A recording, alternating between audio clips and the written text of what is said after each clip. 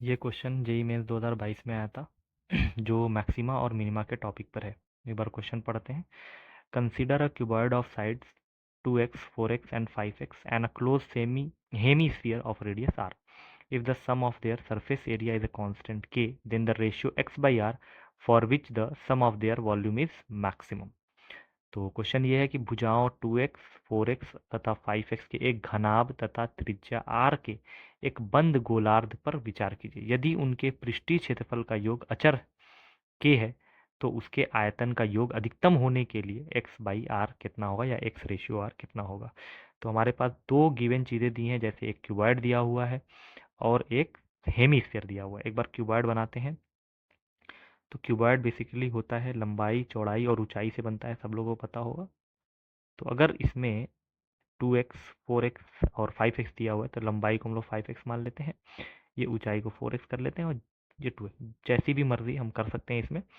तो अगर हम लेंथ को ले लें 2x, सॉरी लेंथ को ले लें 5x, ब्रेड्थ को ले लें 2x और हाइट को ले लेते हैं 4x। ठीक है। और इधर एक हेमीस्फीयर दिया हुआ है और हेमीस्फीयर इस आकार का होगा, आधा गोला अर्धगोला जिसको हम लोग हिंदी में बोलते हैं। उसकी रेडियस भी दी है आर के बराबर। ठीक है। अब इसका भी सरफेस एरिया बोला है कि if the sum of their surface area is a constant. इन दोनों के सरफेस एरियाज क्या हैं, जोड़ने पे कांस्टेंट आएंगे। अगर हम इसको 1 मान लें, उसको 2 मान लें, तो हम ये कह सकते हैं surface area of 1 plus surface area of 2 is equal to constant K. अब इसका सरफेस एरिया कैसे आएगा।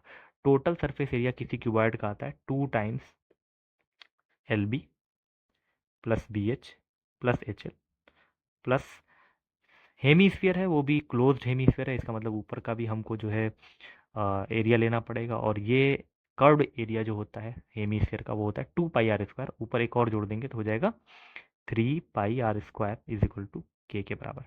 अगर इसमें वैल्यू रख दें 2 टाइम्स एल बी का मल्टीप्लाई करते हैं 5 टू द 10 10x स्क्वायर, बी एच का मल्टीप्लाई करते हैं 4 टू द 8 8x स्क्वायर और एच एल का करते हैं 20x स्क्वायर प्लस 3 पाई r स्क्वायर बराबर के बराबर। जोड़ते हैं 20 30 38, 38 का डबल कर देते हैं तो हो जाएगा 76x square plus 3 pi r square बराबर के। तो इसका आगे क्या बोला है देख लेते हैं कि for be the sum of their volume is maximum. अब कह रहा है कि x बाई आर की वैल्यू ज्ञात करना है, रेशियो बताना है x रेशियो आर का, और इस तरीके से कि उनके जो वॉल्यूम्स का सम होगा, इसका वॉल्यूम और इसका वॉल्यूम, जो हेमीस्फीयर और क्यूबॉइड का वॉल्यूम है, इन दोनों का सम जो है सबसे ज़्यादा होना चाहिए, मैक्सिमम होना चाहिए। तो उसके लिए हम लोग एक बार क्या करते हैं कि वॉल्यूम का फॉर्मूला लगाते हैं। वॉल्यूम इज इक्वल टू हमारा हो जाएगा volume number 1 plus volume number 2। लेकिन वॉल्यूम का क्या है कि वॉल्यूम इसका कैसे निकलता है, L into B into H, तो 5x into 2x into 4x। और इसका वॉल्यूम कैसे आएगा, पूरे गोले का होता है 4/3 पाई r क्यूब, तो इसका हो जाएगा 2/3 पाई r क्यूब। अब इसको मल्टीप्लाई कर लेते हैं, देखते हैं 5 to the 10 10 four the 40x cube plus 2/3 pi r cube. अब करना ये होता है कि वॉल्यूम को किसी एक अचर राशि के रूप में, जैसे x या r, कोई भी एक अननोन वैल्यू के रूप में करना होता है, लेकिन यहाँ पे दो दो अननोन वैल्यू है। तो हमारे पास जो इक्वेशन यहाँ पे मिला था, इक्वेशन नंबर 1 ने अगर बना लिया जाए, इसमें से x या r की वैल्यू उठा के यहाँ पुट कर सकते हैं। लेकिन ये क्वेश्चन में क्या है ना कि यहाँ पे x स्क्वायर और r स्क्वायर है, जबकि यहाँ देखा जाए तो x क्यूब और r क्यूब है, तो हम लोग डायरेक्टली यहाँ निकाल के रखना काफ़ी टफ पड़ जाएगा। तो इसका एक और मेथड हम बता देते हैं। इसको करने के लिए क्या किया जाए कि यहाँ पे जो इक्वेशन नंबर 1 दिया था, इसको हम r के रेस्पेक्ट में इसका डिफ्रेंशिएशन कर देते हैं। तो r के सापेक्ष अवकलन करने पर, अगर हम r के सापेक्ष अवकलन कर दें तो ये हो जाएगा, इसका पहले x स्क्वायर का करना होता है 76 एक्स स्क्वायर का 2x, और x खुद डिपेंड करता है तो हो जाएगा dx अपॉन डी आर, ये दोनों आपस में चेंजेबल हैं। प्लस r के सापेक्ष करेंगे तो 6 पाई r बराबर 0 आ जाएगा। तो यहाँ से 76 टू ज़ा कितना हो जाएगा, या अगर हम यहाँ से 2, चलिए 76 टू ज़ा कर लेते हैं, 152 आ जाएगा। X into D X by D R is equal to, इसको इधर कर लेते हैं, -6 पाई r आ जाएगा। तो dx बाई डी आर कितना हो जाएगा, dx बाई डी आर हो जाएगा dx/dr की वैल्यू हो जाएगी -6πr/152। अगर हम 2 से काट दें, 2 3 ज़ा 6, अगर 2 से काटेंगे 2 7 ज़ा 14, 2 6 ज़ा 12, तो हमारे पास dx/dr की एक वैल्यू आ गई कितनी, -3πr/76। तो इसको क्वेश्चन नंबर 2 बना लेते हैं। अब यहाँ पे जो वॉल्यूम दिया था, यहाँ पे x भी था 152x, यहाँ पे x भी आ जाएगा तो 76x आ जाएगा। तो -3πr/76x आ गया dx/dr की वैल्यू। यहाँ पे वॉल्यूम देखते हैं, वॉल्यूम जो निकाला गया था 40x³ प्लस 2/3πr³।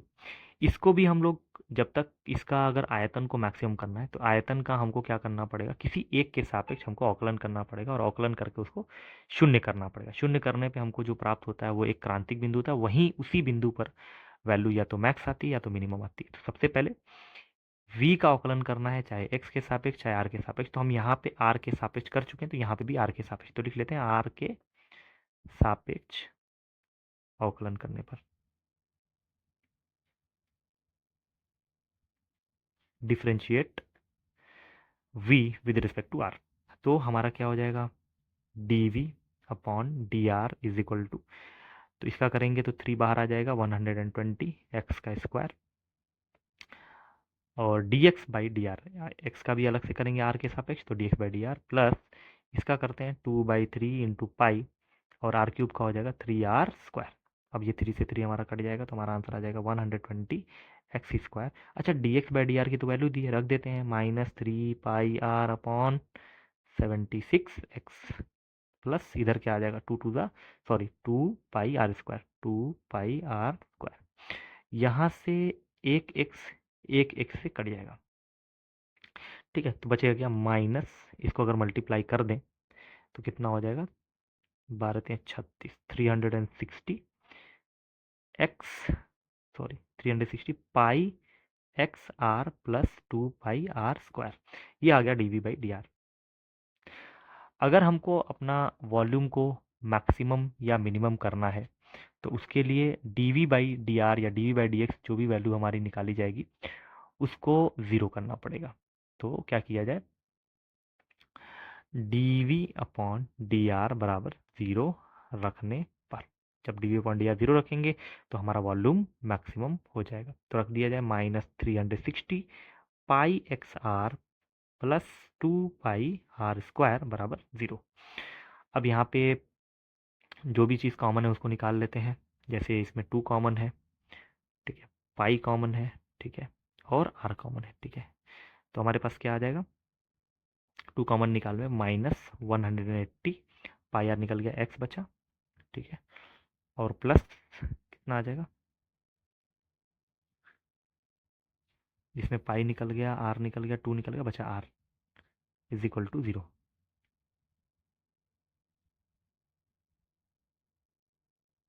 तो यहाँ पे हम लोग dx/dr की वैल्यू जो रखे थे -3πr/76x थी ये, और सॉरी यहाँ पे 76 हमारा गायब हो गया था, 12 3 36 कर दिया हमने, लेकिन इसमें से 76 को नहीं लिया था, 76 रहेगा यहाँ पे, और जब ज़ीरो करेंगे तो यहाँ पे भी हमारा 76 रहेगा। तो जब यहाँ पे 2πr कॉमन लेंगे तो 100/76 तो रहेगा ही रहेगा, ये हमारा रहेगा। अब या तो ये ज़ीरो आएगा या तो ये ज़ीरो आएगा, तो आर की वैल्यू अगर इसको ज़ीरो करते हैं तो आर ज़ीरो हो जाएगा, जो कि पॉसिबल ही नहीं है, क्योंकि अगर आर ज़ीरो हो जाता है तो हमारे पास ये पूरा हेमीस्फीयर खत्म हो जाएगा, तो ये ज़ीरो नहीं हो सकता है, तो हमारे पास सिर्फ बचा हुआ ये पार्ट ज़ीरो हो सकता है। तो -180x/76 प्लस आर बराबर ज़ीरो, इसको इधर ले आते हैं, तो 180x/76 is equal to are. तो अगर हम x/r यहाँ से निकालें तो r को नीचे ला देते हैं, तो x/r इज इक्वल टू 76/180। अगर हम इसको काटने चले 4 से भी काट सकते हैं, तो ये हो जाएगा 19 और ये हो जाएगा 45। तो x/r की वैल्यू जब 19/45 होगी तब हमारी वैल्यू या तो मैक्स होगी या तो मिन होगी। और वैसे भी x/r की सिर्फ एक ही वैल्यू आई है, इसका मतलब ये है कि यहाँ पे सिर्फ मैक्स वैल्यू ही मिल पाएगी। तो हमारा आंसर फाइनल क्या हो गया, 19/45। तो ये जो मेथड था ये थोड़ा अलग मेथड था। इसमें क्या किया गया कि क्वेश्चन के हिसाब से सरफेस एरिया दोनों का जोड़ के जो आया था वो एक कांस्टेंट था, तो हमने भी S1 प्लस S2 को यहाँ पे कांस्टेंट कर दिया, फिर उसकी वैल्यू को पुट किया और एक इक्वेशन आ गया x और r के रेस्पेक्ट में। फिर हमने r के रेस्पेक्ट में x का अवकलन कर दिया, या पूरे पूरे जो फंक्शन था उसका अवकलन कर दिया r के रेस्पेक्ट में। तो उसके हिसाब से जब किया तो आया हमारा dx/dr, जिसकी वैल्यू आई -3πr/76x। फिर वॉल्यूम निकाला जिसको मैक्स करना था, और वॉल्यूम को ऐड भी किया। ऐड करने के बाद हमारा वॉल्यूम आ गया x और r के रेस्पेक्ट में। फिर r के सापेक्ष अवकलन करके dv/dr निकाला गया, और जब dv/dr 0 रखते हैं तो वहाँ पर हमारी वैल्यू या तो मैक्स या मिनिमम आती है, तो इसको 0 कर दिया गया। यहाँ से कुछ कॉमन निकाला गया, तो हमारे पास पता चला कि या तो ये वैल्यू 0 हो सकती है या तो ये 0 हो सकती है। अब 2πr 0 नहीं हो सकती, अगर 2πr को 0 कर देते हैं तो r की वैल्यू भी 0 हो जाएगी, और रेडियस का 0 होना मतलब हेमी स्फीयर खत्म हो जाएगा, तो फिर ये क्वेश्चन नहीं बन पाएगा। और इसको जब 0 करते हैं तो x/r की वैल्यू हमारी आ जाती है 19/45। हमारी आंसर क्या आ जाएगी 19/45, जो कि हमारा फाइनल आंसर है।